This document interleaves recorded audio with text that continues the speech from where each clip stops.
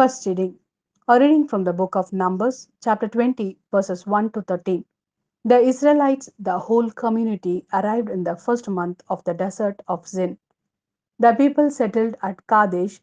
There Miriam died and was buried. There was no water for the community, so they banded together against Moses and Aaron. The people laid the blame on Moses. We would rather have died, they said, as our brothers died before Yahweh. Why have you brought Yahweh's community into this desert for us and our livestock to die here? Why did you lead us out of Egypt only to bring us to this wretched place? It is a place unfit for sowing. It has no figs, no vines, no pomegranates, and there is not even water to drink. Leaving the assembly, Moses and Aaron went to the entrance of the tent of meeting. They threw themselves on their faces, and the glory of Yahweh appeared to them. Yahweh then spoke to Moses and said, "Take the branch and call the community together, you and your brother Aaron, then in full view of them. Order this rock to release its water. You will release water from the rock for them and provide drink for the community and their livestock." Moses took up the branch from before Yahweh as he had directed him. Moses and Aaron then called the assembly together in front of the rock. He then said to them, "Listen now, you rebels. Shall we make water gush from this rock for you?" Moses then raised his hand and struck the rock twice with the branch. Water gushed out in abundance, and the community and their livestock drank.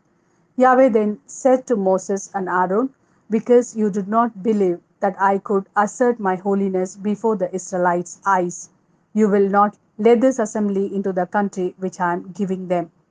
These were the waters of Meribah, where the Israelites laid the blame on Yahweh and where, by their means, he asserted his holiness. This is the word of Lord. Thanks be to God. A reading from the Gospel according to Matthew, chapter 16, verses 13 to 23. When Jesus came to the region of Caesarea Philippi, he put this question to his disciples: "Who do people say the Son of Man is?" And they said, "Some say John the Baptist, some Elijah, and others Jeremiah, or one of the prophets. But you," he said, "who do you say I am?" Then Simon Peter spoke up and said, "You are the Christ, the Son of the living God."